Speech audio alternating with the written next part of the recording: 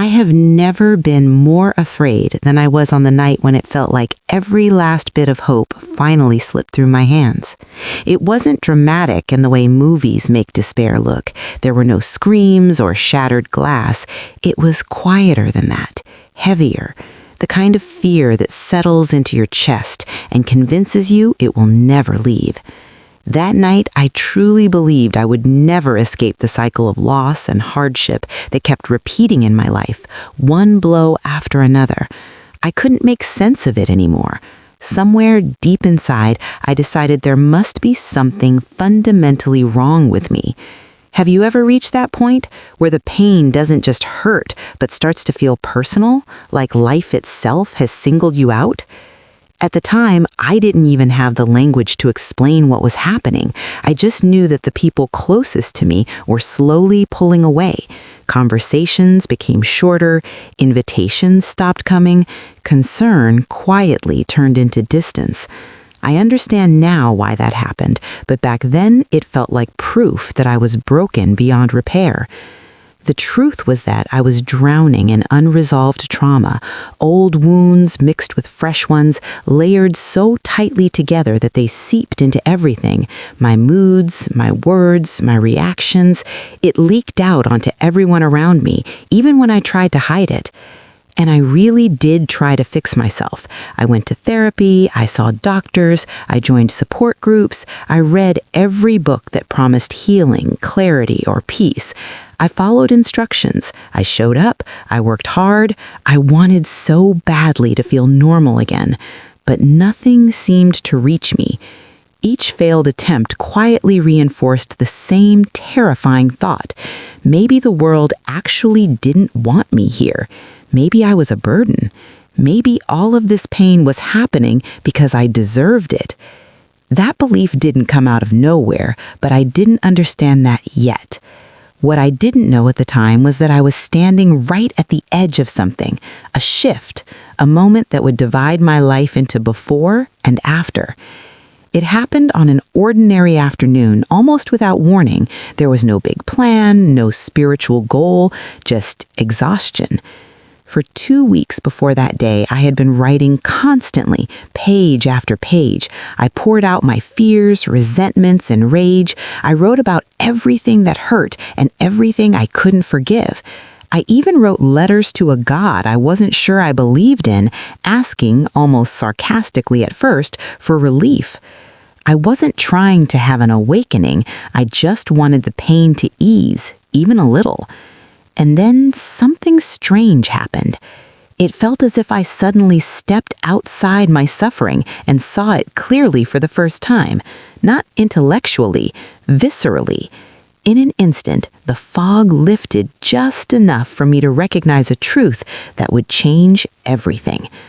What I saw was undeniable, and once you see something like that, you can't unsee it. Everything that came after, every change, every healing moment, grew from that realization. So if you're someone who feels hunted by life right now, if you're exhausted from trying to fix yourself, terrified that it's not working, and secretly afraid that you are the problem, then stay with me.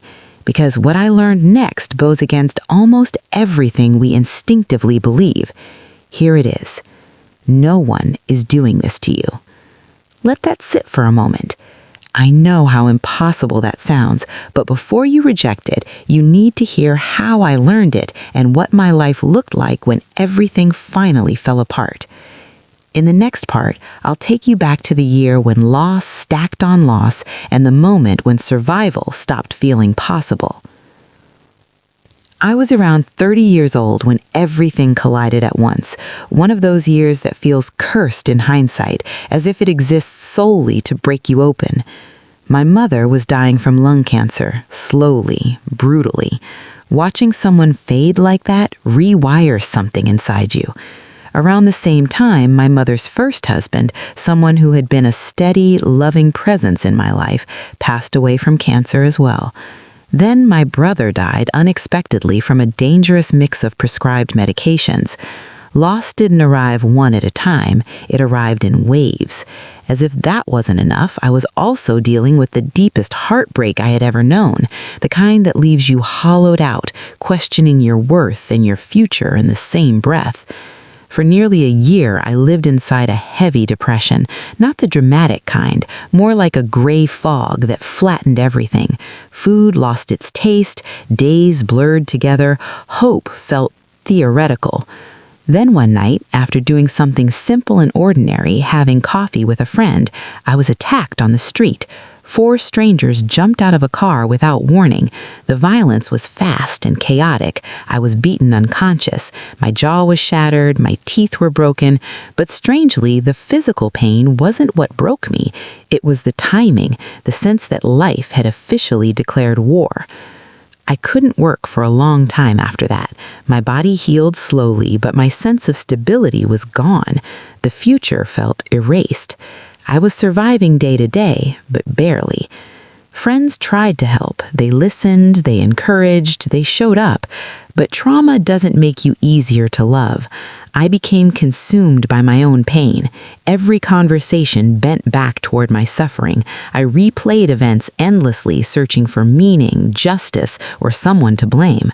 At some point, someone told me I was like a vortex, pulling everything into my despair. That hurt to hear, but it was true. One of the cruel illusions of trauma is the belief that other people should be able to save you if they truly care, that if they just understood enough, said the right thing, or loved you harder, the pain would stop. But trauma lives inside the nervous system. It hijacks perception. It distorts reality. It projects old wounds onto present moments. I wasn't just reacting to what was happening. I was reliving everything that had ever hurt me, all at once. I call this a trauma storm. Too many losses, too much fear, no space to recover. It felt like wearing headphones, blasting noise I could never turn off. I nodded when people spoke, but I couldn't truly hear them. I tried to act normal, to seem interested, to be kind, but inside I was barely holding myself together. Eventually, my behavior narrowed into 2 instincts: cling or attack. Pull people close in desperation or push them away in anger. It didn't take long to alienate nearly everyone.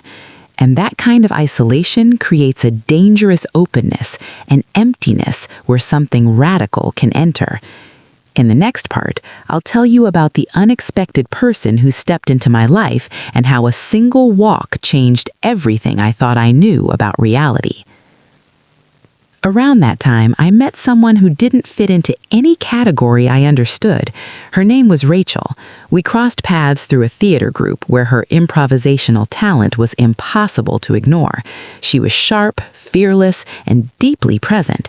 But what struck me most wasn't her creativity, was her clarity. Rachel spoke openly about God without sounding rehearsed or rigid. She had lived through addiction, homelessness, and hardship far worse than mine, yet she carried a lightness that felt unexplainable. One night after rehearsal, I drove her home. We talked until sunrise, not about trauma or philosophy, just life, honestly and without masks. Soon after, my injuries worsened my isolation. I couldn't perform, I couldn't work, even simple tasks felt overwhelming. One rainy winter afternoon, Rachel invited me on a walk through the hills. What was supposed to be short turned into miles. We got lost. The trail stretched on, mud everywhere, cold rain soaking through our clothes. And somewhere along that walk, something inside me cracked open.